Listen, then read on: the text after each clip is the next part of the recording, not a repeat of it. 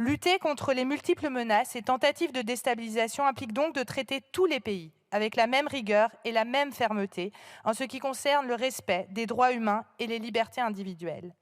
Cette approche est la seule voie envisageable pour tenter de prévenir de nouveaux coups d'État.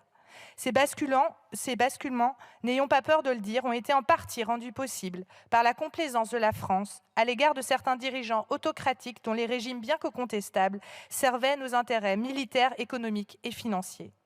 C'est en rompant avec cette tradition héritée des pires relents de la France-Afrique que nous pourrons véritablement contribuer à notre juste part à la stabilité et l'autonomie démocratique de ces pays. Nous devons œuvrer avec une fermeté constante envers les régimes autoritaires, fermeté qui ne s'infléchit pas en fonction de nos relations commerciales. Le « en même temps », si cher à Emmanuel Macron, n'a aucun sens à l'échelle internationale.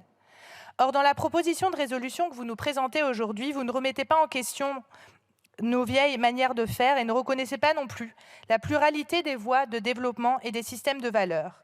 Et nous le regrettons. Aujourd'hui, pour construire un avenir commun, nous devons nous engager dans une approche respectueuse de la souveraineté et des aspirations des nations et sortir de nos perspectives historiquement ancrées. Alors que la France a trop longtemps privilégié une approche ultramilitarisée, l'Europe de demain devra soutenir des solutions durables fondées sur la compréhension des réalités locales. Quelques jours après le décès d'Henry Kissinger, architecte de la dictature de Pinochet, et 50 ans après le coup d'État au Chili qui l'a mené au pouvoir, nous ne pouvons plus encenser un ordre mondial régi par des grandes puissances qui interfèrent avec les politiques d'autres pays dans le but de poursuivre leurs propres intérêts nationaux. En France, en Europe, comme partout dans le monde, nous devons œuvrer à l'émergence de nouveaux blocs démocratiques qui se construisent autour d'un socle de valeurs, celle du social, de l'écologie, de l'humanisme.